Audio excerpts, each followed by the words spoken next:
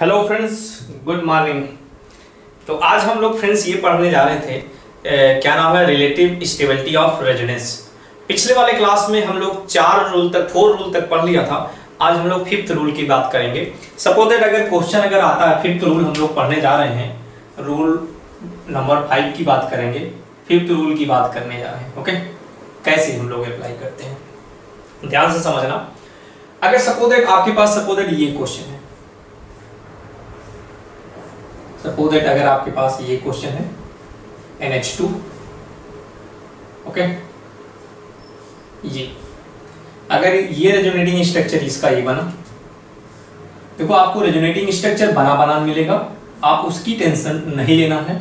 यहां पे आप क्या लिख सकते हैं, NH2 प्लस आ जाएगा। एक्चुअली लोन पेयर गिरेगा तो ये पाई बॉन्ड टूट जाएगा, यहां पे आ जाएगा माइनस चार्ज। ओके, और फिर ये नेक्स्ट क्या होगा, ये लोन पेयर गिरेगा तो यहां माइनस चार्ज आ जाएगा। देखो आपको बना बनाया क्वेश्चन मिलेगा, वहां पे NH2 प्लस और यहां पे बन जाएगा डबल बॉन्ड, यहां पर आ जाएगा माइनस चार्ज।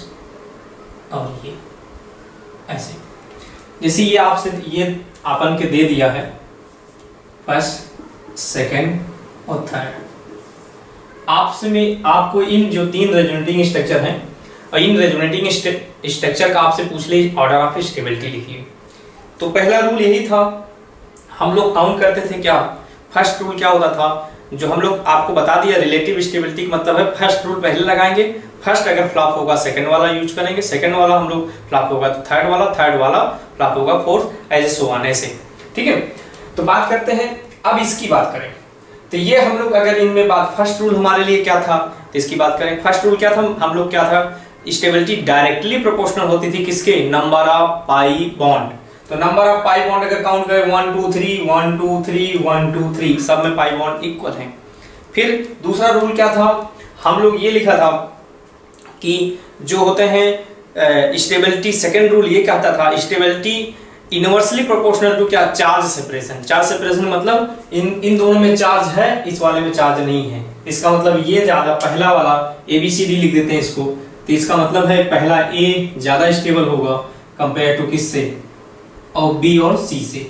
तो स्टेबिलिटी जब आएगी तो सबसे पहले किसकी स्टेबिलिटी लिख देंगे, ये A की ज्यादा होगी, फिर किसकी ज्यादा होगी, A के बाद ये B और C की बात करना है। तो B और C में फर्स्ट रूल यही हमारे लिए था क्या, पहला क्या था, तो वही मैक्सिमम पाई बॉन्ड सेम, चार्ज सेपरेशन दोनों में इक्वल है कि नहीं। फिर मैक्सिमम एटम क्या, ऑक्टेट कंप्लीट होना चाहिए, बातें वही सब में, यहाँ इनके ऑक्टेट कंप्लीट की बातें।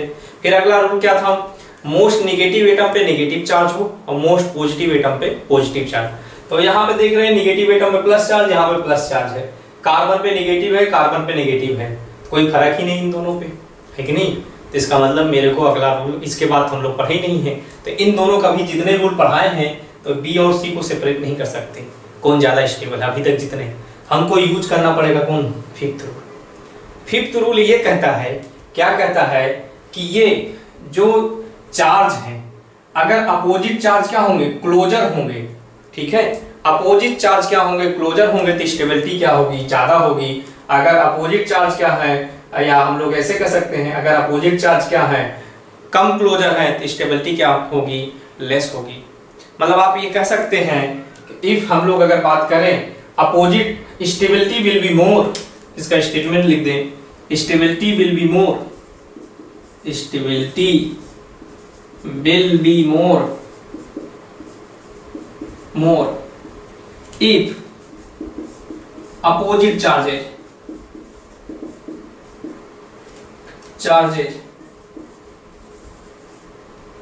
if opposite charges are closer and stability will be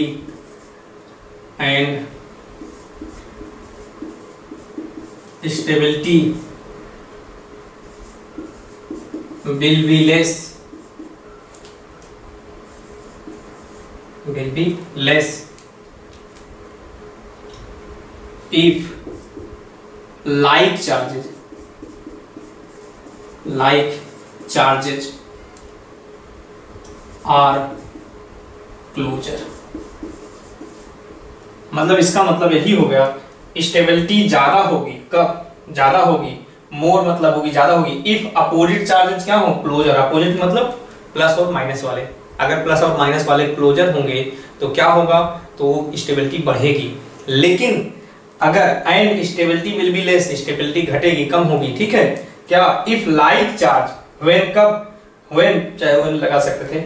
if like charge are closer, तो लाइक चार्ज अगर पास में होंगे, लाइक मतलब सेम वाले, प्लस वाले पास में होंगे तो स्टेबिलिटी घटेगी। या माइनस वाले क्या होंगे? लाइक चार्ज मतलब है सेम वाले चार्ज, प्लस वाले या माइनस वाले।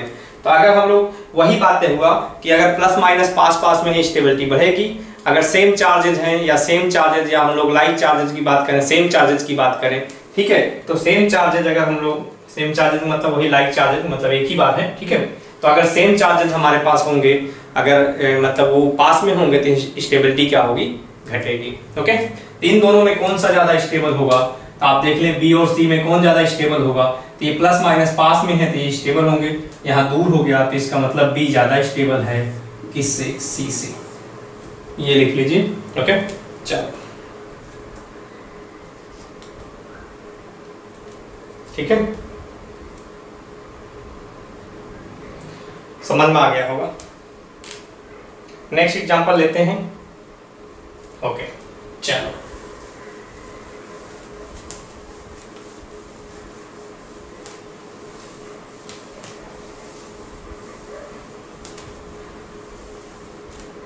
क्वेश्चन नंबर, ये तो नेक्स्ट एग्जांपल लेते हैं 2 मान लेते हैं। ये आपके सामने जैसे सपोज दैट आपको ये लिखा गया है,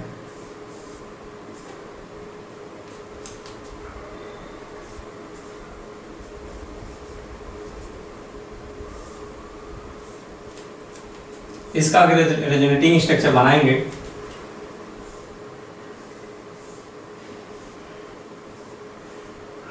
ओ, ये बनाना आपको मिल जाएगा, आप उसकी टेंशन ना लें। यहाँ पर आ जाएगा माइनस चार्ज,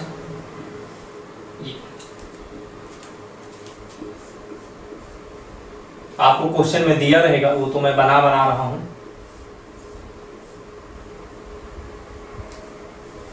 यहाँ पे देखें,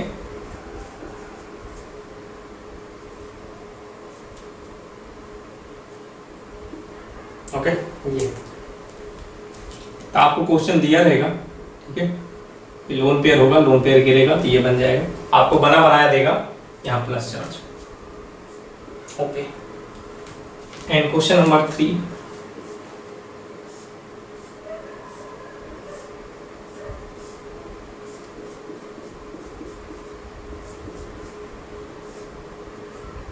जी अगर इसका रेजोनेटिंग स्ट्रक्चर बनाते हैं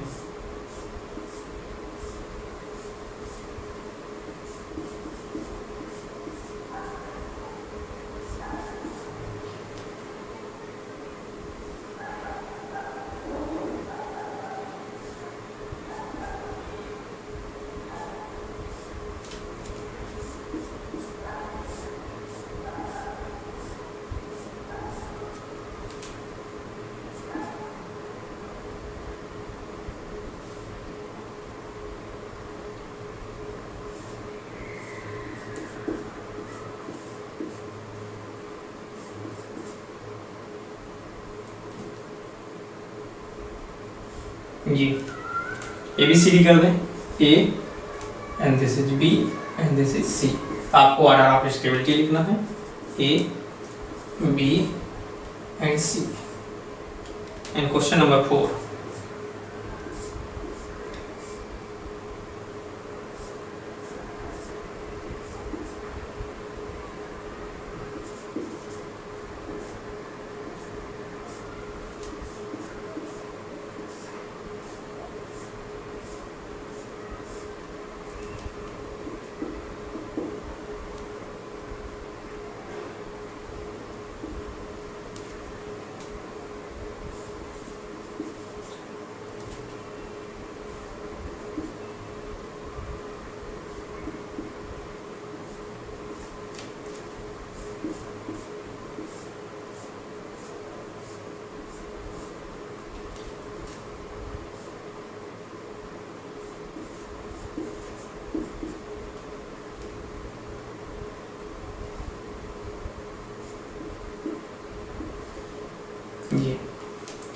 आपको ABCD लिख देते हैं, A B एंड C। इनमें आपको स्टेबिलिटी बताना है। ओके, तो आप एक बार देख लीजिए, आपको स्टेबिलिटी बताना है। ओके,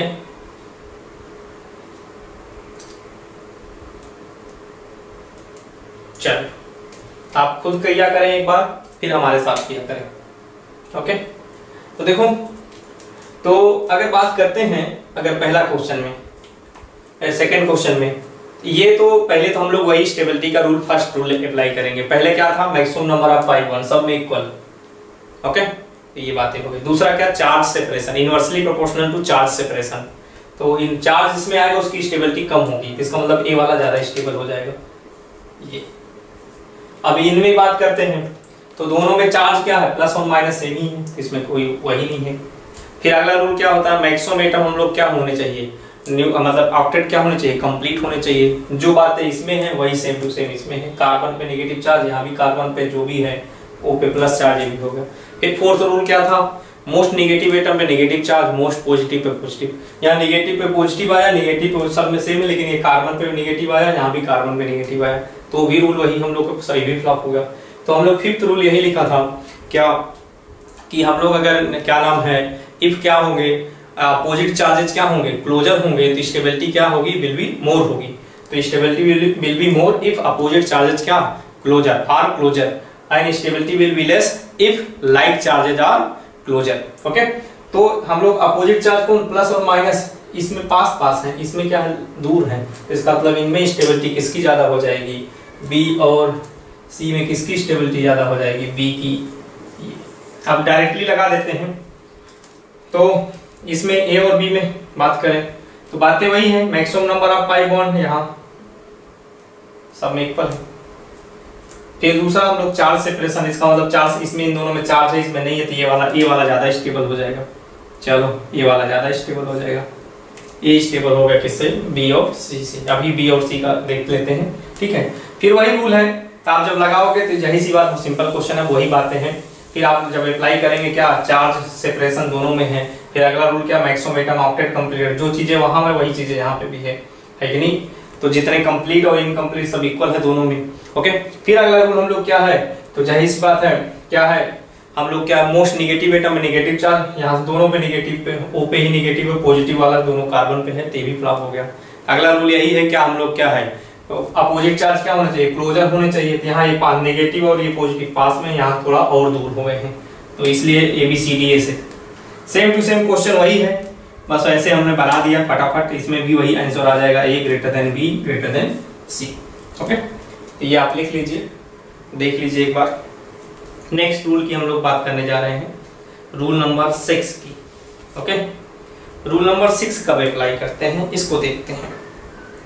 ओके, चलो कर लिया ना।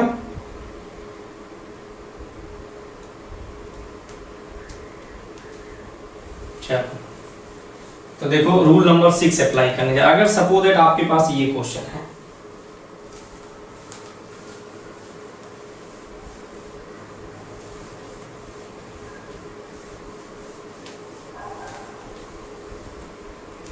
देखो रूल नंबर 6, 5 अगर फ्लॉप हो जाएगा तो हम लोग कौन से अप्लाई करेंगे, 6।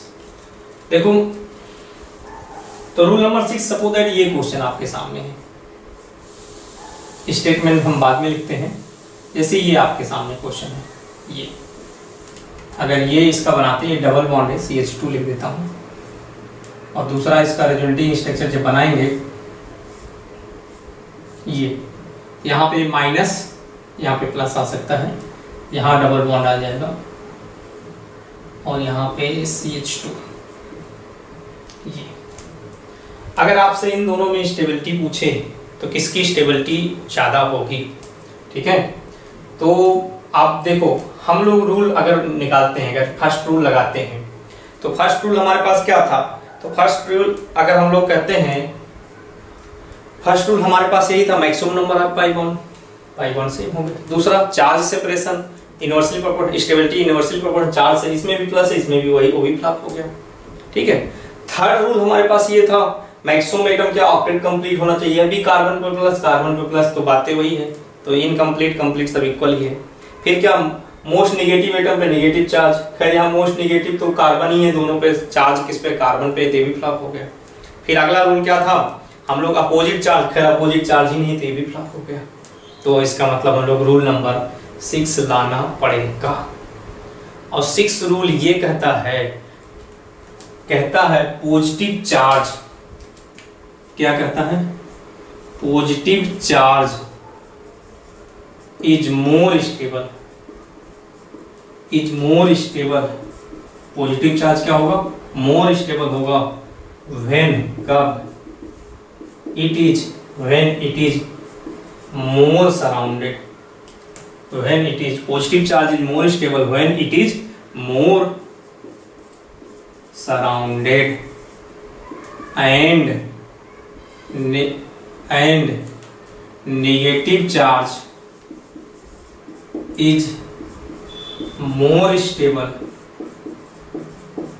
and negative charge is more stable when it is less surrounded,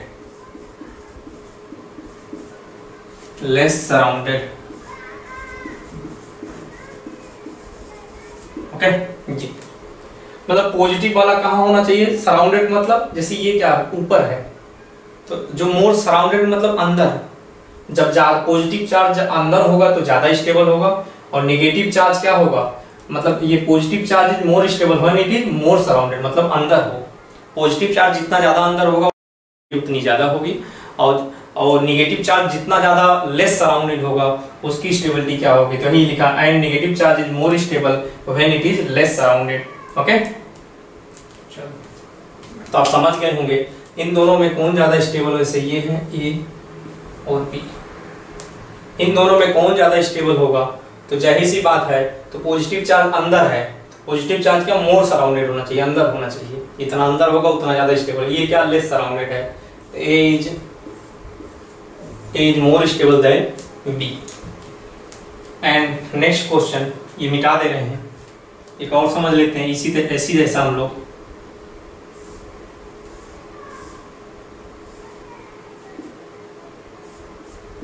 जैसे ये क्वेश्चन है,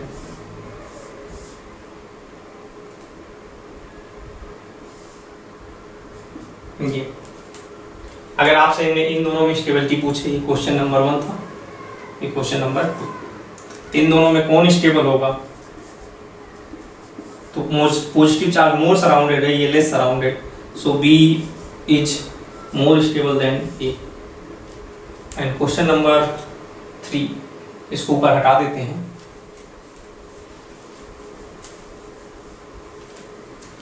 क्वेश्चन नंबर 3, अगर आपके पास ये लिखा है, चलो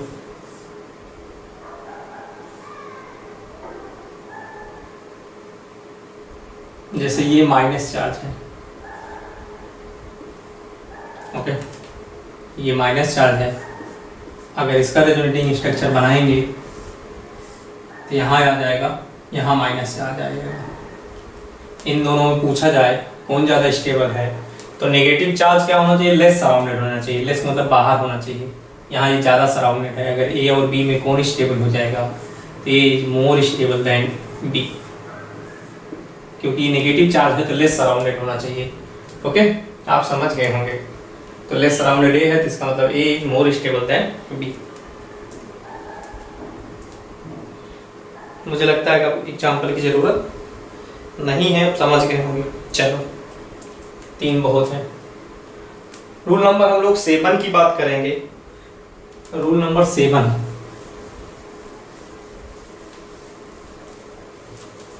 एक और रूल है, ये रेजोनेंस जो है ये पार्ट खत्म हो जाएगा, आगे तो एप्लीकेशन हम लोग पढ़ेंगे। रूल नंबर 7 की बात करते हैं। रूल नंबर 7 है, जैसे अगर आपको ये बोल दे फ्राइज रूल, मैं पहले स्टेटमेंट ही लिख देता हूं डायरेक्टली, ये फ्राइज रूल बोलता है, ये अलग से ये फ्राइज रूल ये कहता है कि स्टेबिलिटी जो होती है डायरेक्टली प्रोपोर्शनल होती है number of benzenoid ring, benzenoid ring, okay, benzenoid ring, okay. जैसे आप नेप्थलीन का स्ट्रक्चर,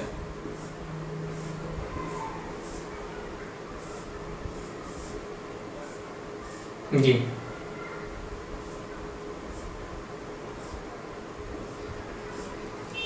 कोई ऐसा भी बना सकता है,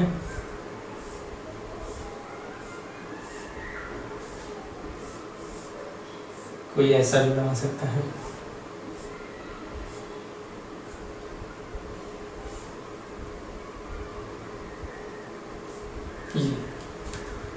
अगर आपसे इन दोनों पूछे कौन ज्यादा स्टेबल है, तो आपको पहले ए और बी में कौन ज्यादा स्टेबल है, this is A and this is B, which is more stable, A और बी।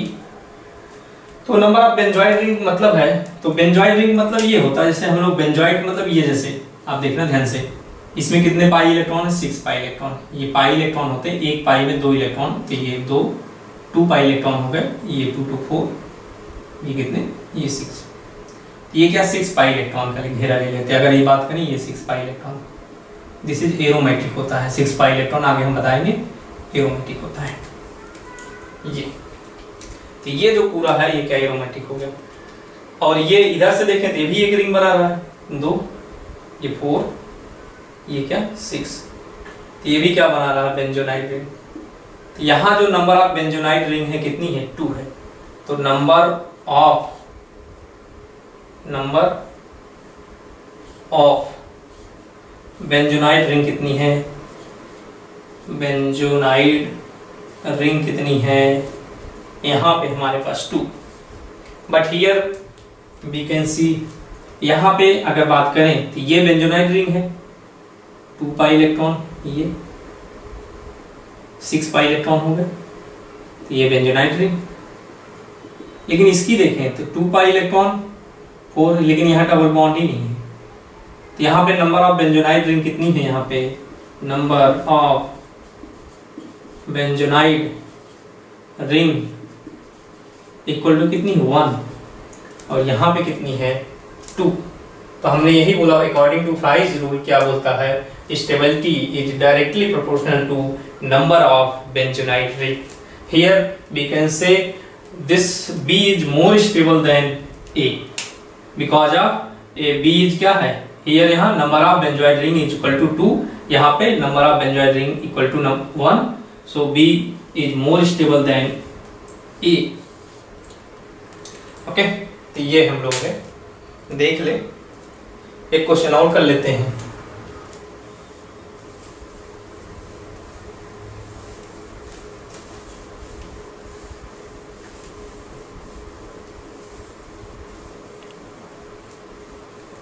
एंथ्रासीन का स्ट्रक्चर आपने देखा होगा, एंथ्रासीन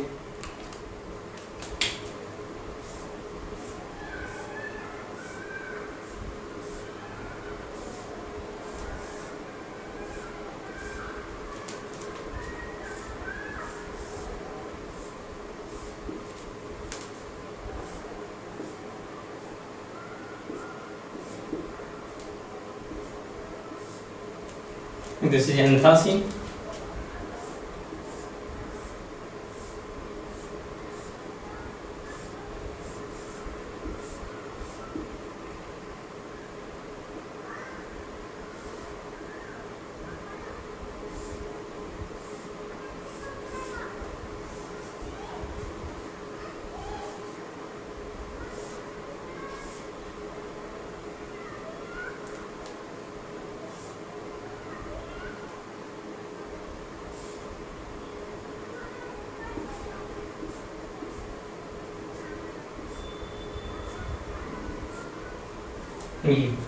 फेनेंथ्रीन, एंथ्रासीन, फेनेंथ्रीन दोनों स्ट्रक्चर आप पहले भी जान चुके हैं, ओके।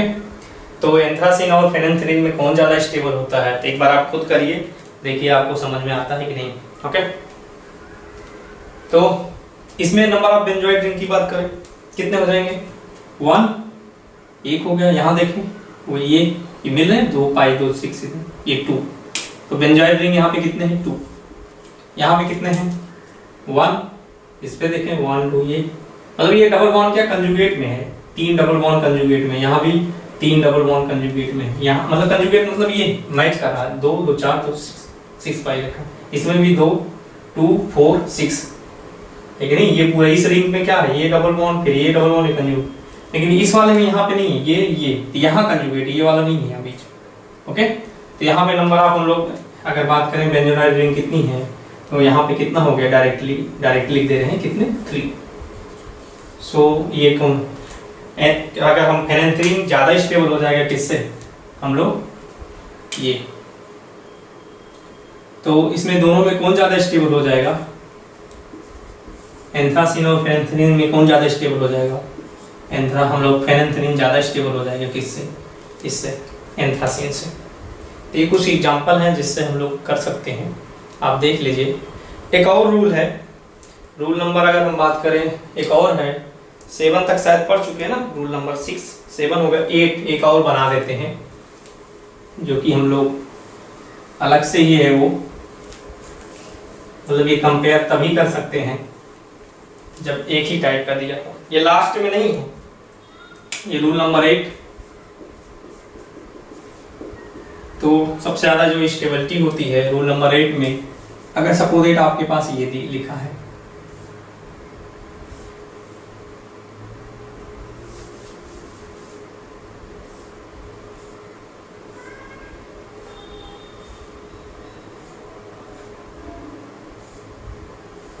जी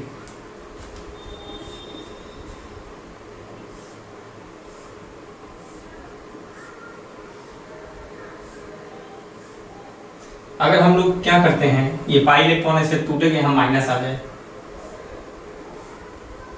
तो यहाँ माइनस आ जाएगा, यहाँ माइनस आ जाएगा, चाहे तो ये CH2 लिख दूं, अच्छा लगेगा, यहाँ पे माइनस आ जाए और यहाँ पे प्लस चार्ज।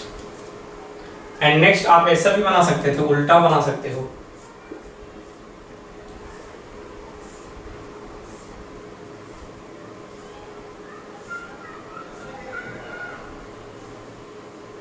यहां प्लस कर दें,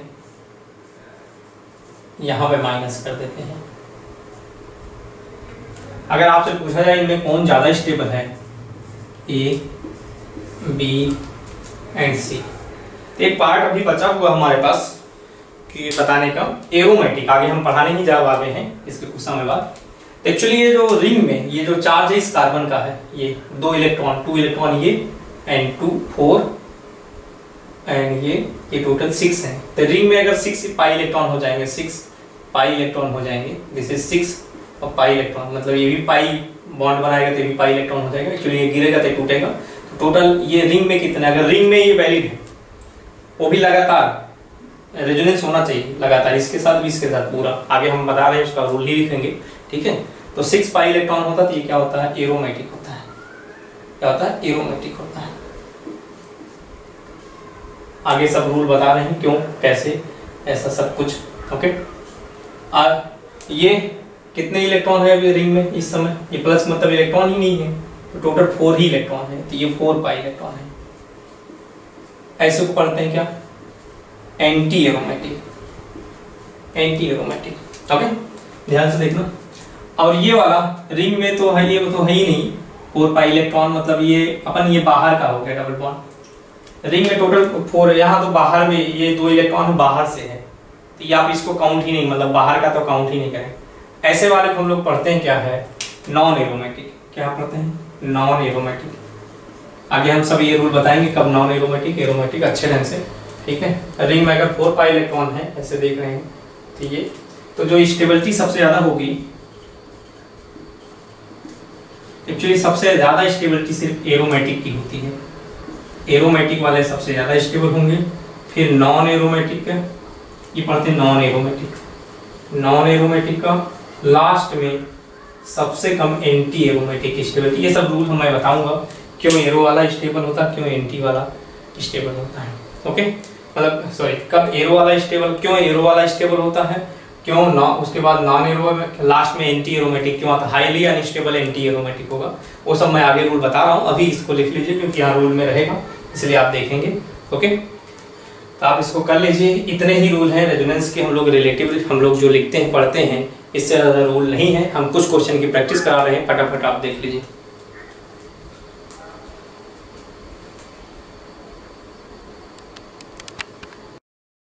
देखो ये सारे क्वेश्चन एक बार आप देख लो अच्छे ढंग से, फिर हम लोग कंपेयर करते हैं। ओके, मैं पहले से लिख देता हूँ, थोड़ा टाइम बच जाएगा। ओके, तो स्टार्ट करें। देखिए पहले और दूसरे डायरेक्टली अब करते हैं, हम लोग इतना पढ़ चुके हैं। इन दोनों में कौन स्टेबल होगा? ये न्यूट्रल है, चार्ज है, तो पहला वाला ए, अगर ए और बी लिखें, ए और बी, तो ये क्या है? इसमें हम लोग क्या चार्ज ही नहीं है, पाई बॉन्ड सेम, लेकिन ये न्यूट्रल है, ये चार्ज है, तो A is more stable than B. Okay, A is more stable than B. अगर इसको ये लिखूं, ये भी लिखूं, सिमिलर बात है, ये न्यूट्रल है, पाई बॉन्ड सेम ही है, ये न्यूट्रल है, ये क्या है? चार्ज है। इसमें ये ज़्यादा स्टेबल, न्यूट्रल वाला ज़्यादा स्टेबल हो जाएगा। ये प्लस चार्ज, इसके साथ रेजोनेंस में plus charge, resonance plus charge, सब सेम ही है, तो इनकी स्टेबिलिटी क्या होगी? अगर ए बी सी डी सब की, अगर हम लोग ये बी है, ये सी है, तो तीनों की स्टेबिलिटी क्या होगी? इक्वल होगा। ये ए है, A equal to B equal to C. Okay, and next की बात करें, ओ पे नेगेटिव चार्ज, सी ओ, इन्हीं के बीच में रेजोनेंस है। यहाँ ओ पे जस्ट उल्टा हो गया है, सब कुछ क्या सेम ही है, तो सेम है तो जाहिर सी बात इसकी स्टेबिलिटी भी क्या होगी? ए और बी इक्वल होंगे। This is A and this is B. And next की बात कर लें, लिखने में ही टाइम बहुत ज़्यादा खाता था।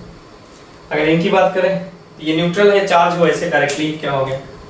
ये वाला ज़्यादा स्टेबल हो जाएगा बी। पाई बॉन्ड सेम ही है, उसके बाद न्यूट्रल वाला है, जब भी होगा हर वक्त स्टेबल है। पाई बॉन्ड देखने के बाद न्यूट्रल वाला ऑलवेज स्टेबल ही होगा, किससे? चार्ज वाले से। इन दोनों में बात करें तो बात है, पाई बॉन्ड सेम है, न्यूट्रल है, ये न्यूट्रल है, ये चार्ज वाला है, तो A is more stable than B. कुछ करने की जरूरत नहीं है, बहुत सिंपल है। इनमें बात करें, पाई बॉन्ड सेम, यस पाई बॉन्ड सेम, तो कार्बन पे नेगेटिव चार्ज और नेगेटिव ओ पे नेगेटिव चार्ज, तो दोनों में ज़्यादा स्टेबल कौन होगा? तो मोस्ट नेगेटिव एटम पे नेगेटिव चार्ज होना चाहिए। इसका मतलब ए, अगर ए लिखें, ये बी है, तो मोस्ट नेगेटिव एटम कौन? बी, तो B is more stable than B, मतलब ओ है नेगेटिव चार्ज, मतलब वो क्या मोस्ट नेगेटिव होगा, कार्बन कम नेगेटिव होगा। यहाँ चार्ज कार्बन पे है, नेगेटिव चार्ज यहाँ पे ओ पे है, तो कौन स्टेबल हो जाएगा? अब पाई बॉन्ड सेम ही है, डायरेक्टली एक ही चीज़ और देखने को बचा है, उसके बाद क्या है? मोस्ट नेगेटिव एटम पे नेगेटिव चार्ज। यहाँ नेगेटिव चार्ज नाइट्रोजन पे है, यहाँ किस पे? कार्बन पे। सब पाई बॉन्ड सेम ही है, तो इसका मतलब A is more stable than B. Negative atom कौन? नाइट्रोजन होता है, यहाँ कार्बन। ओके, इन दोनों में देख लें, पॉजिटिव चार्ज है, तो यहाँ पॉजिटिव चार्ज कार्बन पे, यहाँ पॉजिटिव चार्ज नाइट्रोजन पे। पाई बॉन्ड सेम ही है, 2 पाई बॉन्ड, यहाँ 2 पाई बॉन्ड सेम ही है। पॉजिटिव चार्ज कहाँ हो? कार्बन पे, यहाँ नेगेटिव पॉजिटिव चार्ज नाइट्रोजन। उल्टा हो गया, नेगेटिव पे नहीं, पॉजिटिव पे पॉजिटिव होना चाहिए, कार्बन ज़्यादा पॉजिटिव होगा कंपेयर टू नाइट्रोजन से। तो ये हमारे, इसका मतलब ए और बी में कौन ज़्यादा स्टेबल हो जाएगा? ई। एंड ये फ्री रेडिकल का है। फ्री रेडिकल जैसे हम लोग होता सेम टू सेम कार्बोकेटायन, क्योंकि यहाँ भी इलेक्ट्रॉन की कमी होती है, as A similar as A कैसे हम लोग बात करेंगे कार्बोकेटायन। तो फ्री रेडिकल है, हम लोग वो समझेंगे, अभी जब रूल भी नहीं पढ़ाया गया है, लेकिन एकदम सिमिलर जैसे कैसे कार्बोकेटायन होता है वैसे सेम टू सेम क्या है, मतलब प्लस चार्ज की तरह ही ट्रीटमेंट करेंगे फ्री रेडिकल को भी। ओके, तो ये 1 डिग्री पे है, ये 2 डिग्री पे, कौन ज़्यादा स्टेबल हो जाएगा? तो हम लोग प्लस चार्ज मोर सराउंडेड होता ज़्यादा स्टेबल है, इसलिए फ्री रेडिकल भी अगर मोर सराउंडेड होगा तो ज़्यादा स्टेबल होगा। तो कौन ज़्यादा स्टेबल होगा? तो ये बी इज मोर। अगर ए और बी लेते हैं तो सेकेंड वाला स्ट्रक्चर ज़्यादा, ये पहला, ये सेकेंड, तो second is more stable then first. And this question, तो यहाँ पे सब कुछ सेम ही है, पाई बॉन्ड सेम है, यहाँ कार्बन पे नेगेटिव चार्ज है, इस पे ऑक्सीजन पे, इस पे नाइट्रोजन पे, तो ज़्यादा मोस्ट नेगेटिव एटम कौन है? ऑक्सीजन, फिर नाइट्रोजन, फिर नेगेटिव वाला नेगेटिव चार्ज होना चाहिए, तो इसका आंसर क्या हो जाएगा? अगर ये बी लेता हूँ, ये सी लेता हूँ, तो ये क्या हो जाएगा? ए पहला वाला।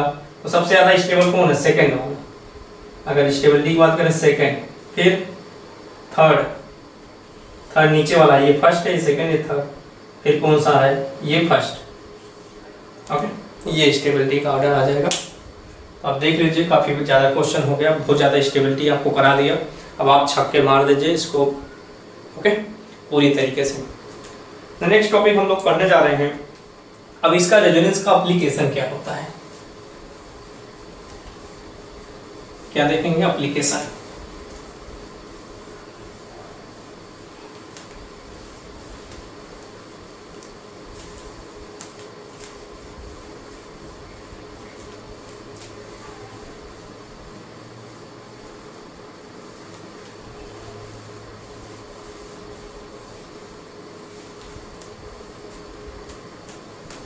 देखो एप्लीकेशन ऑफ रेजोनेंस की बात करते हैं।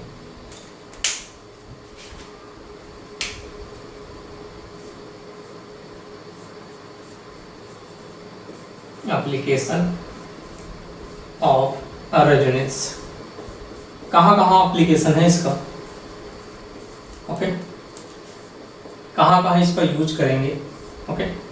पहला हम लोग जो करेंगे comparison and compare, comparison and calculation करते हैं। Comparison, comparison, comparison and calculation, comparison and calculation of bond order. ये देख लीजिए, पहला हम लोग जो यूज करते हैं comparison and calculation of bond, इस पे एस हो गया होगा ना, comparison and calculation of bond order. दूसरी जगह हम लोग मेजोमेरिक इफेक्ट में यूज करेंगे। कहाँ यूज करेंगे? Mesomeric effect, okay. चलो हम लोग प्लस एम और माइनस एम पढ़ेंगे, वो सब बात करेंगे क्या होता है। एंड थर्ड हम लोग बात करेंगे एरोमेटिसिटी में, एरोमेटिसिटी आगे बात करेंगे। फोर्थ हम बात करेंगे इसका, हम लोग जो स्टेबिलिटी ऑफ इंटरमीडिएट में भी यूज करेंगे, रेजोनेंस का स्टेबिलिटी ऑफ इंटरमीडिएट। एंड एक लास्ट हम लोग पढ़ेंगे, क्या नाम है, heat of combustion and heat of क्या हाइड्रोजनेशन, हीट ऑफ कंबंशन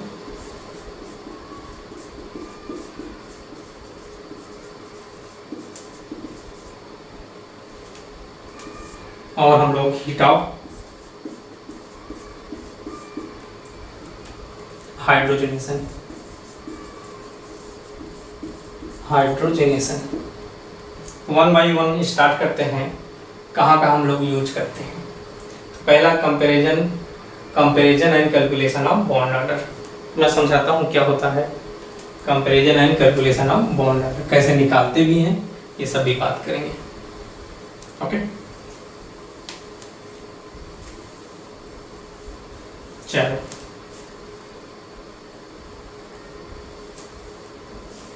पहला वाला हम लोग पढ़ने जा रहे हैं, comparison and calculation of bond order, okay. हम लोग बॉन्ड ऑर्डर देखेंगे।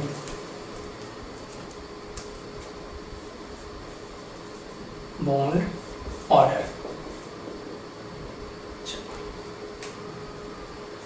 देखो bond order of, bond order का मतलब होता है number of bond between the atom is known as bond order. तो सीधे हम लोग कितने नंबर ऑफ बॉन्ड्स बने हुए हैं, जैसे ये बात करें CH3, CH3 कार्बन कार्बन के बीच में कितना बॉन्ड है, सिंगल, तो इसका बॉन्ड ऑर्डर कितना हो जाएगा, शॉर्ट फॉर्म में BO लिखूंगा बॉन्ड ऑर्डर को,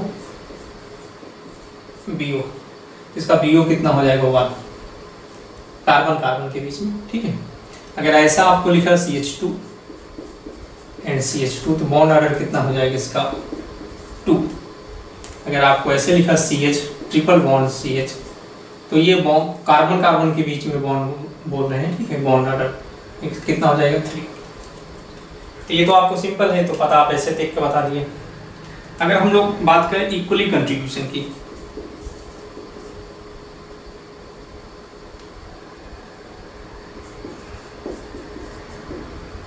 इक्वली कंट्रीब्यूशन के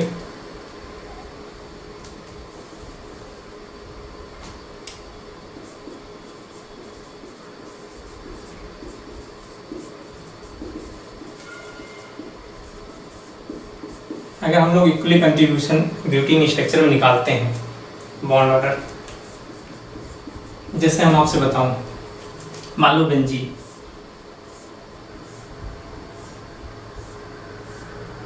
कैसे कैलकुलेट करते हैं, ये बेंजीन है, ये चलो मैं इसका नंबर ही लिख देता हूँ, 1 और 2 के बीच में कितना बॉन्ड बना होगा, ओके। आप 1 और 2 के बीच में बॉन्ड ऑर्डर पूछ रहा है। अगर अगला दूसरा स्ट्रक्चर आप यही बना सकते हैं,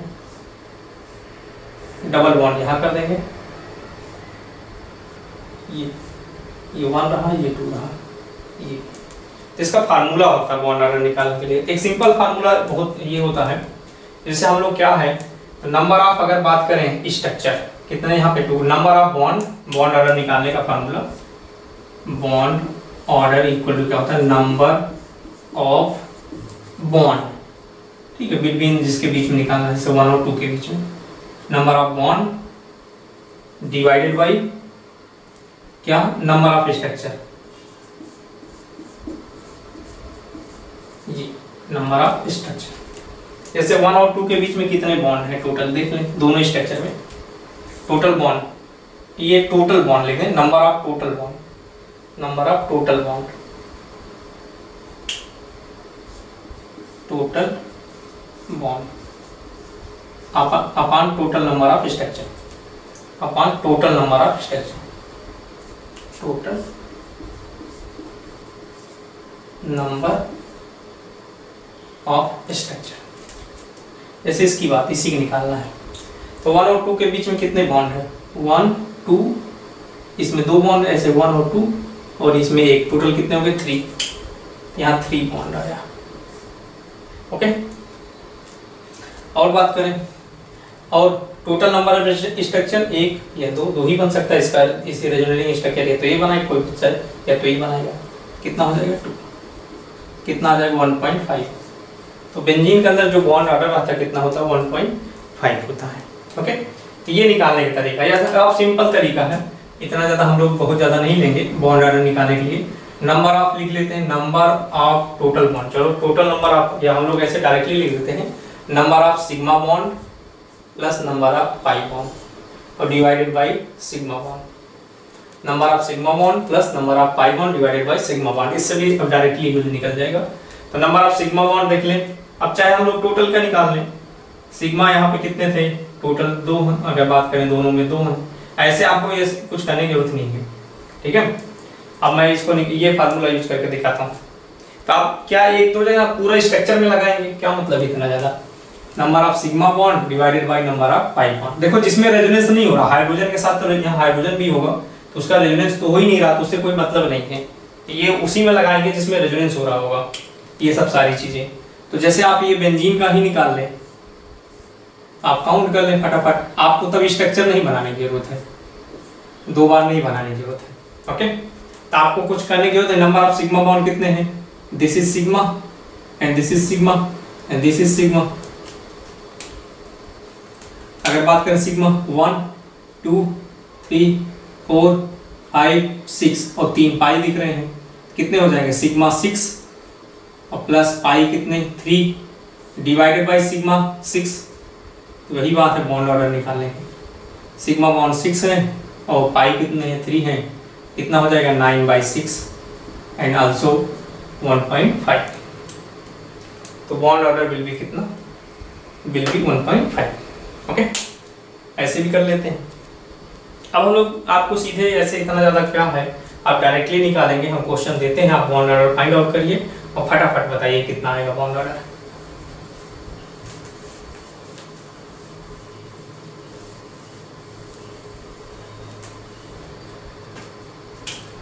क्वेश्चन नंबर 1,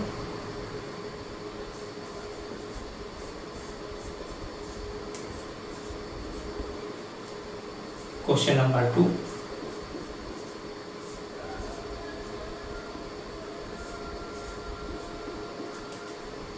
क्वेश्चन नंबर 3। और फार्मल चार्ज भी निकालने का आ सकता है, अगर इसमें फार्मल चार्ज पूछ ले, यहाँ आगे मैं दिखाता हूँ IUPAC नेम में, ये फार्मल चार्ज कितना -1, यहाँ -1, तो टोटल फार्मल चार्ज कितना हो जाएगा -1 -1, कितने एटम में कंट्रीब्यूट हो रहा है 1 2 3, इसमें तो कुछ वैसे नहीं है, 1 2 3, तो -2 कितना हो जाएगा 3 आ जाएगा। ये निकालने का तरीका, यहाँ पे खैर रेजोनेंस आगे बनाएंगे, रेजोनेटिंग से इसको गिरेगा तो ये इसका फार्मल चार्ज कितना हो जाएगा, -1 है, ये 2 में डिवाइड होगा तो मतलब तो माइनस मतलब 1/2 हो जाएगा।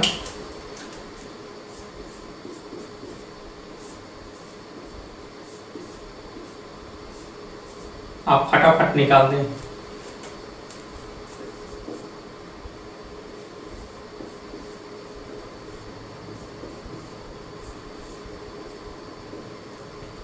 4 क्वेश्चन तक दिए हैं, आप देख लीजिए, 4 का निकालिए पेन। ओके,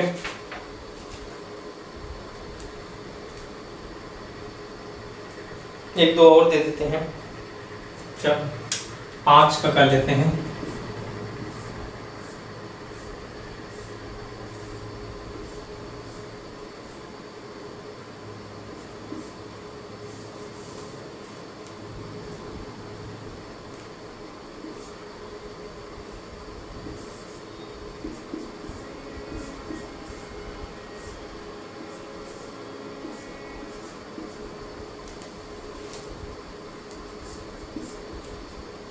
इतना ही बहुत है, कंसेप्ट वही है, फटाफट।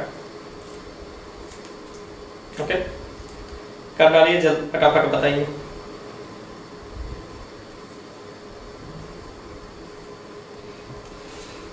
आपको कुछ करने की जरूरत ही नहीं है, बहुत सिंपल है कैसे निकालते हैं बॉन्ड ऑर्डर। ये इक्वली कंट्रीब्यूशन, कल मैं अनइक्वली कंट्रीब्यूशन का बताऊंगा। ओके, आप तो इक्वली ही तक रखेंगे, ठीक है। चलो ये इसकी बात करें, इसका बॉन्ड ऑर्डर आपको सीधे वही सिग्मा प्लस पाई। देखो रेजोनेंस किस में हुआ, इसका गिरेगा इसमें, यहाँ रेजोनेंस होगा नहीं, तो इसको जोड़ने के लिए इसको जो नहीं लेना है, जिसमें रेजोनेंस होगा उसी को लेना है। तो बॉन्ड ऑर्डर कितने सिग्मा बॉन्ड 1, ये 2, 1 2 और एक पाई बॉन्ड, कितना हो गया टोटल 3 डिवाइडेड बाई, मतलब समझ रहे हैं, 2 सिग्मा बॉन्ड 1 पाई बॉन्ड और divided by sigma, 2 he sigma है तो 2 सिग्मा 1 पाई है। ये इसमें इससे कोई मतलब नहीं, क्योंकि यहाँ रेजोनेंस ही नहीं हो रहा है। इसका लोन पेयर गिरेगा, ये टूट जाएगा, तो यहाँ कितना आ जाएगा 3/2, तो ये हो जाएगा। तो ये भी ध्यान रखना है, नहीं तो रेजोनेंस कहाँ हो रहा है। अब इसमें ये गिरेगा तो ये टूटेगा, ये गिरेगा तो इसका मतलब रेजोनेंस हो रहा है, तो इसमें ये सब यूज होगा। नंबर ऑफ सिग्मा 1 2 3, ये 1 2 3 1 पाई है, तो हम लोग 3 1 pi divide by sigma, sigma plus pi divide by sigma 4/3 आ जाएगा आंसर ये। एंड यहाँ पे here we can see 1 2 3 sigma 4 sigma and 1 pi and divided by sigma, कितना आ जाएगा 5/4।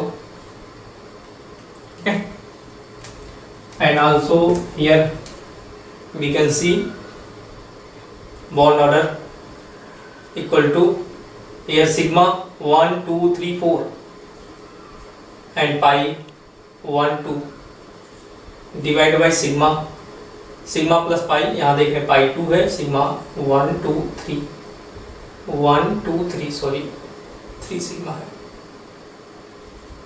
ओके, और कहीं तो नहीं है 1 2 3 4, यहाँ कितने हम लोग है 3 सिग्मा, एंड ये वाला नहीं कैलकुलेट होगा क्योंकि इससे रेजोनेंस मतलब ही नहीं है, इसका एक गिरेगा तो ये टूटेगा, यहीं तक रेजोनेंस है, एंड डिवाइडेड बाई सिग्मा मतलब 5/3, ऐसे कैलकुलेट करेंगे। यहाँ पे अगर बात करेंगे ये लोन पेयर रेजोनेंस में होगा। ओके, तो रेजोनेंस होगा तो वहीं दिखाएंगे, तो सिग्मा काउंट कर ले 1 2, यहाँ रेजोनेंस होगा 3 एंड 4 एंड 5, तो 5 और बाई 2 नहीं सॉरी 5 प्लस 2 पाई बॉन्ड है और डिवाइड बाई कितना sigma 5, this is bond order 5 sigma count कर ही लेंगे कोई 1 2 3 4 5 and pi is equal to 1 2 2 और डिवाइड बाई सिग्मा 5 7/5